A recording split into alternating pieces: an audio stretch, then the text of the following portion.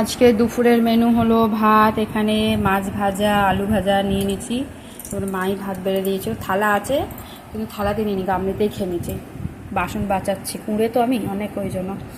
এখানে ডালের বড়া করেছি, এখনও কাঁচা ডাল রাখা আছে, ফ্রিজে রেখে দিয়েছি, রাত্রে গরম গরম বানিয়ে খাবো। এখন এই কটা মায়ের আমার জন্য করেছি। আর এখানে আছে মাছের ভাজা, পেটি মাছ আছে আর আমি তো নিয়ে নিচ্ছি। আর এখানে আলু ভাজা, আর এখানে আছে মাছের মাথা দিয়ে ডাল। আমরা করি মুসুর ডালে, অনেকে মুগ ডাল করে, আমরা করি না, আমরা মুসুর ডালটাই করি।